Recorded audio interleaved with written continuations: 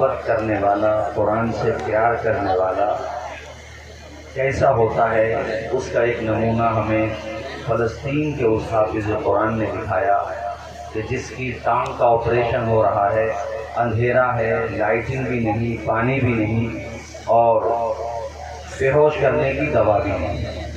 ایسی صورتحال میں تصور کیجئے کہ ڈاکٹر کے ہاتھ کپا رہے ہیں اور جیسے ہی ڈاکٹر اس بچے کا آپریشن کرتا ہے، لڑکے کی عمر بمشکل 12، 13 یا 14 سال ہوگی، اس کے جذبے کو سلام کیجئے کہ بغیر بے ہوشی کے، انجیکشن کے، بغیر کسی دوا کے آپریشن ہونا کتنی تکلیف کی بات ہے۔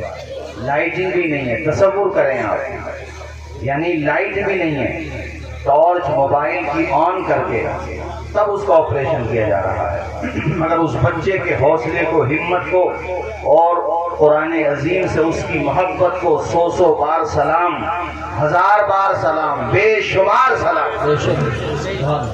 کہ جیسے ہی ڈاکٹر آپریشن شروع کرتا ہے اور اس بچے کو تکلیف کا احساس ہوتا ہے، وہ بچہ قرآن مجید کی تلاوت شروع کر دیتا ہے اور تمہیں احساس دلا رہا ہے کہ دنیا کا سامان رہے نہ رہے، رب کا قرآن تمہارے پاس ہے۔ اور وہ پڑھتا ہے وَقَضَىٰ رَبُّكَ أَلَّا تَعْبُدُوا إِلَّا إِيَّاهُ وَبِالْوَالِدَيْنِ إِحْسَانًا۔ اس کے بعد اس کے لہجے میں، اس کی تلاوت میں ایسی سوز و گداز محسوس ہوتی ہے، لگتا ہی نہیں ہے کہ اس بچے کا آپریشن ہو رہا ہے۔ رب نے ایسا سکون اور ایسی غیبی مدد فرمائی کہ کامیابی کے ساتھ آپریشن ہو جاتا ہے اور وہ بچہ قرآن پڑھتا رہتا ہے۔ اس سے اندازہ ہوتا ہے کہ جو واقعتاً حقیقی مومن ہے، مومن کامل ہے، قرآن سے محبت کرنے والا ہے، اس کے ساتھ قرآن ہے تو الحمدللہ سمجھ لو فضل رحمان ہے، اسے کسی کی پرواہ نہیں۔ وہ بچہ آپ دیکھیں، دوسرا ویڈیو بھی آپ نے دیکھا ہوگا، آپ سب نے دیکھا ہوگا کہ پورا مکان ملبوں کا ڈھیر بن چکا ہے، بلکہ مکانات کیا، آبادیاں ملبوں کا ڈھیر بن چکی ہیں۔ اس بچے کے حوصلے کو سلام کرو، اس نے ہمت نہیں ہاری، اس نے جذبے کے حوالے سے شکست نہیں کھائی، بلکہ اپنے مکان کے کھنڈر پہ بیٹھ کے وہ رب کے کلام کی تلاوت کرتا ہوا نظر آ رہا ہے۔ اور دنیا کی سوئی ہوئی آبادی کو، ہم لوگوں کو، ہم سوئے ہوئے لوگوں کو احساس دلا رہا ہے کہ نہ گھبراؤ مسلمانوں، خدا کی شان باقی ہے، ابھی اسلام زندہ ہے، ابھی قرآن اس کے جذبے کو سلام کرو۔ ہم اور آپ کو ذرا سا ماحول ادھر ادھر ہو جائے تو دیکھو مجمع سے جانے لگتے ہیں، اللہ کا شکر خیر آپ لوگ رک گئے، مگر میں یہ بتا رہا ہوں کہ اتنا سب کچھ دیکھنے کے باوجود، آبادیوں کو کھنڈرات میں بدلتا ہوا دیکھنے کے باوجود، پوری آبادیاں مسمار کر دی گئی، یہ سارے مناظر دیکھنے کے باوجود ہمارے وہاں مساجد میں نمازیوں کی تعداد وہی ہے جو پہلے تھی، آج بھی وہی ہے۔ یہ رونے کی بات نہیں ہے۔ مجھے بتاؤ یہ لاکھوں روپیہ اتنا بڑا جلسہ کرانے کا کیا فائدہ نکلے گا اگر تمہاری مسجدیں ویسے ہی ویران رہی جیسے پہلے تھی؟ مجھے بتاؤ کیا رزلٹ نکلے گا اگر تم جلسے بھی منورنجن کے لیے کرو گے، یا صرف یہاں پر آؤ گے اور ٹائم پاس کر کے چلے جاؤ گے؟ یہاں مونگ پھلی کھانے نہیں آتے ہو آپ لوگ میرے ساتھیوں، یہاں پر ادب کے ساتھ بیٹھا کرو، پیغامات سنا کرو، اور یہ ہم سب کی بھی ذمہ داری ہے کہ ہم جلسے کے صحیح معنی میں کس طور پہ اس کا اثر ہو، اس اثر کو ہم بھی دوسروں تک پہنچائیں، یہ ہماری بھی ذمہ داری ہے۔ حضرات ورنہ کیا فائدہ نکلے گا جلسوں کا؟ مجھے بتاؤ کہ اس کا یہ رزلٹ نکلا۔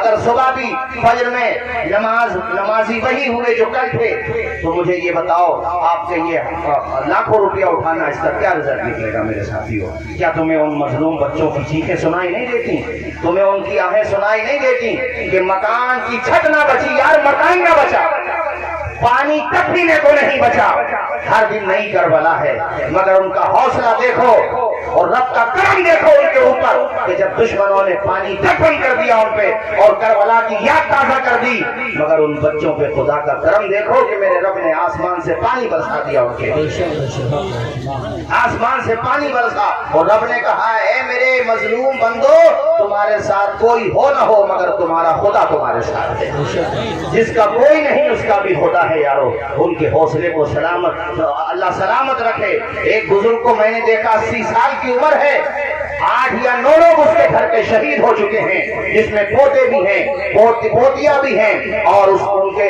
جنازے سامنے رکھے ہوئے ہیں. اور وہ 80 سال کا بزرگ روتے ہوئے کہتا ہے, اے میرے بچوں, جب رسول پاک سے ملاقات ہو تو کہنا اس امت نے ہمارا ساتھ چھوڑ دیا, ہمارا ساتھ نہیں دیا, اور ساتھ تم بھی نہیں دے رہے ہو. اگر ان کے دشمنوں کے بنائے ہوئے پروجیکٹ کو تم استعمال کرتے ہو تو کس بات کا ساتھ دے رہے ہو؟ کم از کم ہم ان ظالموں کے بنائے ہوئے سامان کا بائیکاٹ تو کر ہی سکتے ہیں. میں خدا کی قسم لے کر کے کہتا ہوں, جب سے یہ ظلم ہوا ہے اور مجھے پتا چلا ہے یہ پیپسی, یہ تھمس اپ اور یہ میرینڈا اور یہ دنیا بھر کی جو چیزیں ہیں ان کے بنائے ہوئے ہیں, اللہ کی قسم میں نے ہاتھ تک نہیں لگایا. پہلے میں پی لیا کرتا تھا, میں نے نہیں پیا ہے. کوئی یہ کہہ سکتا ہے کہ ہمارے بائیکاٹ کرنے سے, ایک دو کے بائیکاٹ کرنے سے کیا ہوتا ہے؟ تو میں اس کو بتاتا ہوں کہ حضرت ابراہیم خلیل اللہ کے لیے جب نار نمرود سلگائی گئی تھی تو میڈک بجھا رہا تھا, آگ کو پانی لے کر کے آ رہا تھا, اور پھر بھی پھونک مار رہا تھا. نہ تو میڈک کے پانی لانے سے وہ آگ بجھ رہی تھی اور نہ گرگٹ کے پھونک مارنے سے وہ آگ دہک رہی تھی. کیا وجہ ہے؟ ایک کا نام غداروں میں لکھا گیا, ایک کا نام وفاداروں میں. حضرات میں یہ کہنا چاہتا ہوں, حضرت یوسف علیہ السلام کو جب بازار مصر میں خریداروں کی لائن تھی اور خریدا جا رہا تھا تو کیا وہ ضعیفہ نہیں آئی تھی؟ ہڈیاں لے کر کے آ گئی تھی, روئی کی ہڈیاں لے کر کے. اس سے کہا تھا, کہنے والوں نے اس کا مذاق بھی اڑایا تھا, اے بے وقوف عورت, یہاں تو عزیز مصر خریدار ہے. عزیز لقب ہوتا تھا مصر کے بادشاہ کا, وہ خریدار ہے یہاں, تیری ہڈیوں کی کیا حیثیت؟ روتے ہوئے اس عورت نے کہا تھا, اعتراض کرنے والے, یہ تو میں بھی جانتی ہوں کہ میری ہڈیوں کی کوئی حیثیت نہیں ہے. میری ہڈیاں نہ دیکھ, میرے دل کا جذبہ دے, اس لیے لے کر کے آئی ہوں کہ کل قیامت کے دن یوسف کے خریداروں میں میرا بھی نام آ جائے. اس لیے مظلوموں کی ہمدردی میں آپ پیسفل جو بھی اپنے طور پہ کر سکتے ہیں, ارے دعا تو کر ہی سکتے ہیں ان کے لیے نمازیں پڑھ پڑھ کے دعا کرو. ارے تمہارا جذبہ کہاں چلا گیا؟ تم سے مسجدیں بھری نہیں جاتی, باتیں کرتے ہو بہت بڑی بڑی, ایسی باتوں سے کچھ نہیں ہوتا ہے. پہلے مسجدوں کو آباد کرنا پڑے گا. مجھے یاد آتا ہے اسرائیل کے ایک مفکر سے پوچھا گیا تھا, کیا تمہیں اس بے بس قوم سے کبھی ڈر لگتا ہے؟ تمہیں لگتا ہے کبھی بیدار ہو جائے گی؟ اس نے کہا تھا, ہاں, جس دن فجر کی نماز میں مسلمانوں کی تعداد جمعے کے نماز کے برابر ہو جائے گی, ہمیں لگے گا یہ قوم بیدار ہو گئی. سبحان اللہ, ماشاءاللہ, ماشاءاللہ. ہم نمازیں نہ پڑھیں, اللہ کے گھر کو ویران رکھیں تو کیسے مدد آئے گی؟ میرے رب نے قرآن میں کہا, ان اللہ لا یغیر ما بقوم حتی یغیروا ما بانفسہم. اللہ اس قوم کی حالت نہیں بدلتا جو اپنی حالت بدلنے کی فکر نہ کرے. اپنی حالت تو بدلو. میں آج کتنے جوانوں کو دیکھتا ہوں, مجھے کہنا چاہیے, میں کیوں کہوں نہیں کہنا چاہیے, کتنے جوانوں کو دیکھتا ہوں, ابھی ورلڈ کپ چل رہا ہے, سٹے لگاتے ہوئے مل جائیں گے, جوئے کھیلتے ہوئے مل جائیں گے. وہ قوم جس کی بہنیں بیٹیاں ان کے سروں سے چھت چھین لی گئی, جس قوم کے بچوں کو یتیم کر دیا گیا, پورے پریوار جن کے شہید ہو گئے, ان بچوں کا کوئی پرسان حال نہیں. ان کے آنکھ کے آنسو دیکھو تو دل کا کلیجہ منہ کو آنے لگتا ہے, پیمانے دل آنکھوں سے برسنے لگتا ہے. ان بچوں کا درد دیکھو, ان کی آہیں دیکھو. اس کے باوجود اس قوم نے ابھی شراب کے جام نہیں چھوڑے, تاش کے پتے نہیں چھوڑے, جوا کھیلنا نہیں چھوڑا. تو مجھے بتاؤ میرے ساتھیوں, کیسے حالات بدلیں گے؟ ہاں, موجودہ دور کے دن رات بدل سکتے ہیں, ملک کے فکر و نظریات بدل سکتے ہیں.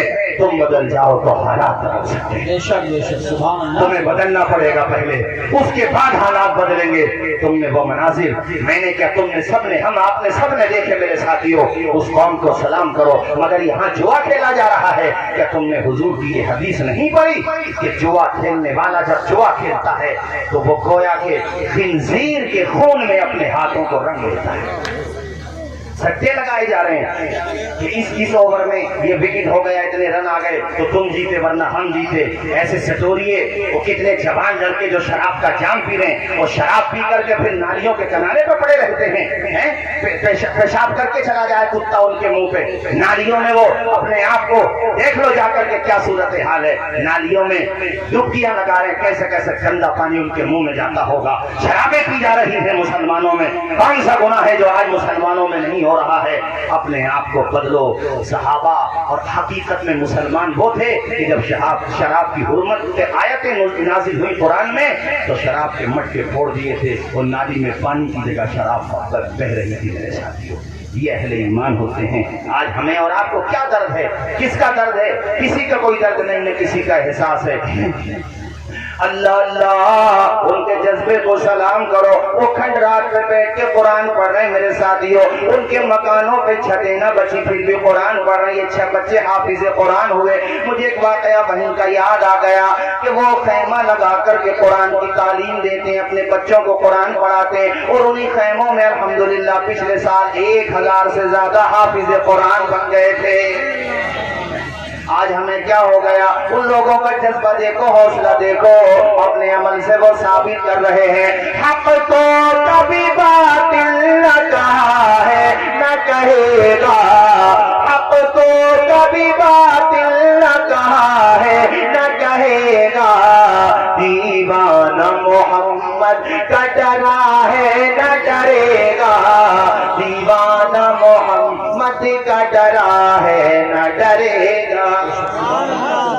ایسا ویسے مفلسی اور ایسی غریبی کے وہ خیمے میں ہی ایسی تعلیم دیتے ہیں تو ایک دن ایک ٹیچر ان کی کہنے لگی، یہ فلسطین کا واقعہ بتا رہا ہوں، ان کی ٹیچر کہنے لگی بچوں میں تمہارا ایگزام لوں گی اور جو 90+ نمبر لے کر کے آئے گا، جتنے بھی اس نے نمبر کہے اتنے نمبر لے کر کے آئے گا میں اسے انعام دوں گی۔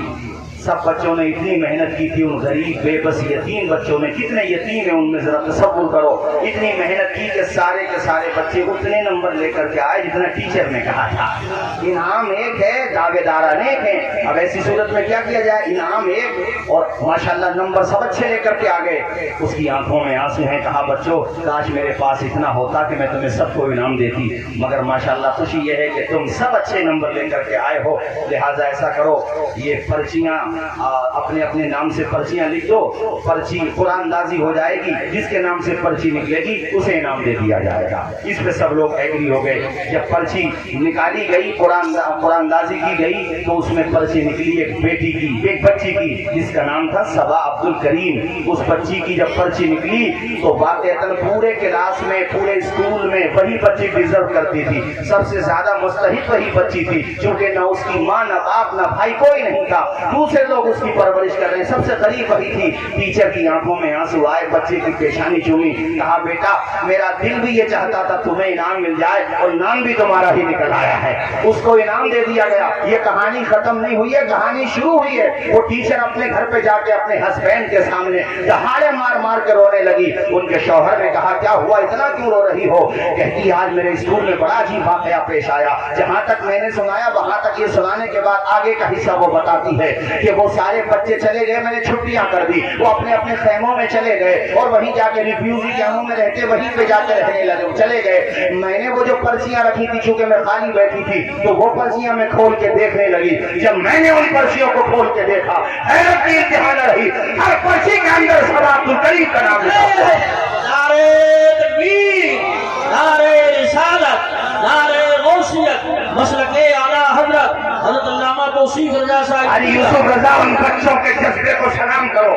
نابالغ بچے ہیں، چھوٹے چھوٹے بچے ہیں، مگر وہ اسکول کے بچے جانتے تھے مجھ سے زیادہ صبا کو ضرورت ہے، وہ بچیاں جانتی تھی مجھ سے زیادہ صبا کو ضرورت ہے، تو سارے بچوں نے اپنا نام نہیں لکھا، اس کا نام لکھا جس کا ہونا تھا۔ یہ ہوتا ہے ایمانی جذبہ، یہ ہوتا ہے ایک دوسرے کی ہمدردی کا جذبہ۔ آج تو لوگ ایک دوسرے کی میلے کاٹنے پہ لگے ہوئے ہیں، جس کی طاقت ہے دوسرے کا گلا دبانا چاہتا ہے۔ ارے گاؤں میں جلسے ہوتے ہیں تو عنوان دے کر کے جلسے کیا کرو تاکہ گاؤں کی ضرورتوں پہ تقریر ہو جائے اور لوگوں تک پیغام پہنچ جائے۔ ہر گھر میں پارٹی بندی کا جھگڑا، ہر محلے میں پارٹی بندی کا جھگڑا، میدوں کے جھگڑے، ان جھگڑوں کا سلیوشن کیسے نکلے گا؟ یہ پہلے آپ ہمیں تقریر میں موجود ہو، اس کے بعد اس پہ تقریر کراؤ تاکہ کوئی رزلٹ نکل کے آئے، ورنہ لاکھ 2 لاکھ روپے اٹھانے سے کیا فائدہ ہوا مجھے بتا دو آپ لوگ۔